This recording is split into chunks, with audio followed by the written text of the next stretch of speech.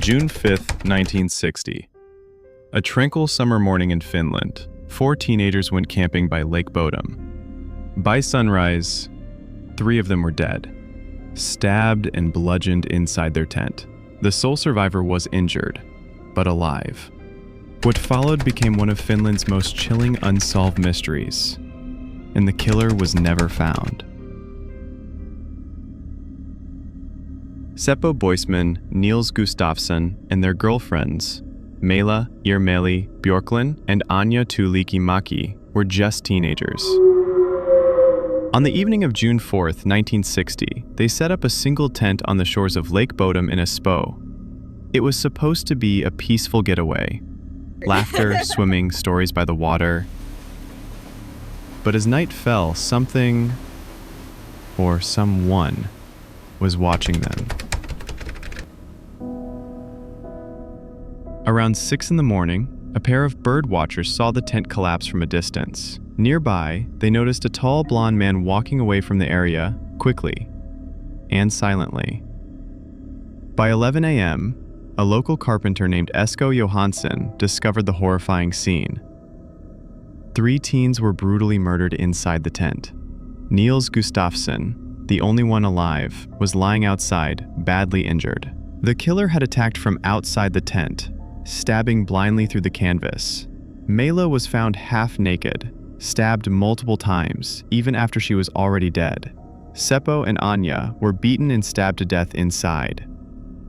Nils had a broken jaw, facial fractures, and a concussion, consistent with a brutal beating. The crime scene was chaotic, poorly secured. Locals and the media trampled the area. The police didn't seal off the scene or preserve evidence. Bloody footprints, missing keys, and a knife never recovered. Even the murder weapon was never found. Military units and divers searched Lake Bodom, but the trail grew cold. Decades passed until 2004. Police arrested Nils Gustafsson, the lone survivor, now in his 60s. They claimed new forensic evidence showed that Nils had killed his friends in a jealous rage, but his injuries were severe, and his version of events never changed. In 2005, Nils was acquitted. The court ruled the evidence was inconclusive. He was awarded nearly 45,000 euros in compensation. Another suspect? Carl Gillstrom, a kiosk owner who lived near the lake. Locals said he hated campers and often threw rocks at tents. He allegedly confessed to his wife before drowning himself in Lake Bodom, but his wife later changed her story. Was it guilt or something darker? Then there was Hans Assmann, a German ex-soldier who showed up at a Helsinki hospital the next morning, covered in blood.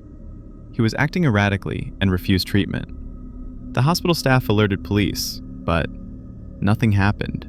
His name appears in multiple unsolved cases, and yet he was never charged. The arrest of Nils in 2004 shocked Finland, but after a high-profile trial, his acquittal left everyone with more questions than answers. There was no physical evidence linking him to the murders, and no witnesses, no motive strong enough to convince the jury. The case returned to cold storage, just like the blood-stained memories left on Lake Bodom's shore.